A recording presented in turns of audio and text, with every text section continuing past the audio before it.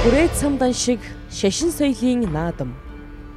Дан шиг наадам хүрээ цам гэдэг нь Монголын уламжлалт шашин соёлын баяр ёслол бөгөөд шашны хүндэтгэлийн зан үйл буюу Батөршил өргөх ёслолд зориулсан баяр цэнгэл юм. Анх дугаар богд Жавзан дампуудагт өндөр гэгэн зануазрыг ширээнд залж Монголын шашны тэргүүнд өргөмжилснөөс хойш тогтсон номын ёс уламжлал нь Батөршил өргөх ёслол ажээ.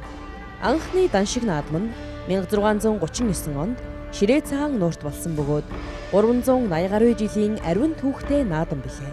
Өдгөө дан шиг наадам хүрээ цам шашин соёлын наадмаар Очирван бурхны тахилга, хүрээ цам харайх, ном хэлэлцэх, унзад лам нарын тэмцээн, балин тусан урлалын тэмцээн, соён бот цуг залах, шашны сүлд дуулал ихшиглүүлэх, шашин соёлын үзэгсэлэн худалдаа зохион байгуулагддаг.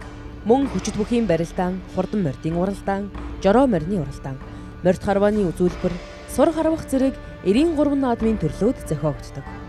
Их хүрээ цамд Монгол түмнийг даан болгоогч хүч чадлын эзэн Очирван бурхны дүр, уран хошин инээдэмт цагаан өвгөний дүрээс гадна дөрвөн уулын эзэн Хангард, Гахай, Нохой, Хөх өвгөний зэрэг дүрүүд Монгол цамын онцлог ихээхэн үзэгддэг. Цамын өмсгөл нь багаас гадна хэлхгэр өргөн гурвалжин ганцуутай цамын дээл, бадам хийтэй цээжвч, огштын эсвэрлэг тэргүүнтэй хормогч, амирлангуй дүрт бурхтын дүртэй бүс, өрүүжан химээх ясан эрхэн зөвлөлт чимэг зэргээс бүрдэнэ.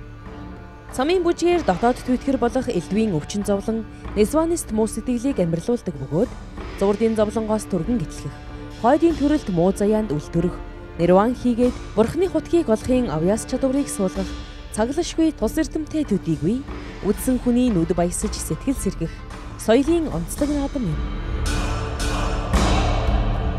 Бүхнийг гийгүүлэгч бурхны шашин, бусдад гайхуулах өв соёл, өвдөст мэргэн лам хувилгаад улсын минь өв соёл Мандан Бадраг.